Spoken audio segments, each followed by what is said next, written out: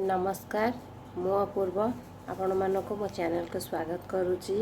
आज आपण मानक पई मो गोटे नुआ रेसिपी लेके आसी आसंतु देखिए। आज आम कखारु फूलर पिठौ करवा। आराध्या अलरेडी बसलाणी तार किसी हैनी। एबे देखंतु प्रस्तुत करने मु जिनस रखी कंचा लंका नहीं। कंचा लंका देखंतु आउ रसुण 11टा कि 12टा कोला ने फाकुड़ा आउ किछि अदा आउ चाउल अलरेडी मु 2 कप बतुरेकी ताको भलसे धोई धाई दे सारी।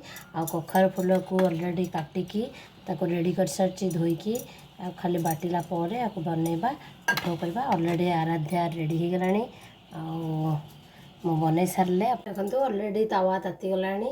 मुझे पिठौ तो रेडी आम ए करवा कखारु पिठौ। अलरेडी मुझे लुण पकईकी चाखी सारी ठीक लगुच। एवं देखो मो पिठौ रेडी करी तेल तेल पकई सारी तावारे।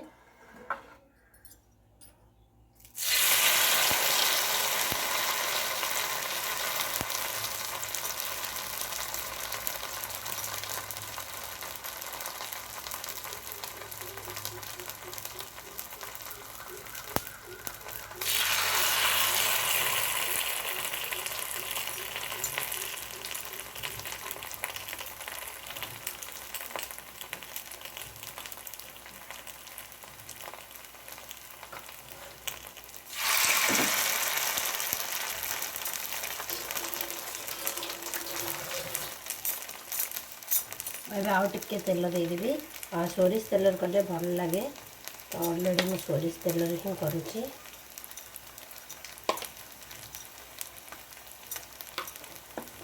देखिए तो अलरेडी तवारे पड़ी केमती पिठा गुड़ा केमती हो गलानी। अलरेडी पूरा पिठौ पूरा आप देखिए अलग कलर किसी चेंज हेनी। कखारु फूल पूरा सेमती देखा और टिके हम अलरेडी हो गलानी। टिके गोटे साइड अलरेडी उल्टे सारे चेंज कली। देखो उल्टेले भी आप देखा देखो के सुंदर देखा आग कलरटा के सुंदर लगुच ग्रीन येलो व्हाइट। आपण देखिए के सुंदर भाव आ 2-3 मिनट करेंगे। यहाँ बेसी हाई आंचर देवेनि धीमी आंचर करेंगे। पूरा भी लो करेंगे मीडियम जस्ट पूरा स्लो आउ मीडियम रे जस्ट मझे टिके टिके रखिके एमती करेंगे। देखो फूलटा के सुंदर भाव भाजी गलानी। अलरेडी पिठौ केमती रेडी है देखो। आराध्या आराध्या आराध्या व्यस्त है। देखो बेसी भी तेल दरकार नहीं पिठौ पाई। देखो के सुंदर भाव कलर सांगे केमती रेडी हो गलानी। आउ अलरेडी पुड़पुड़ हो गलानी जमती पूरा क्रिस्पी लगे। आप खाई थे देखो के सुंदर लगुच।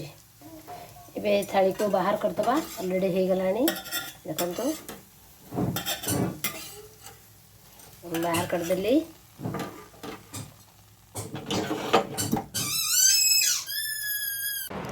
आराध्या देखो पिठौ खाऊची। एबे देखो आराध्या अलरेडी पिठौ खाऊची टेस्टी हिची।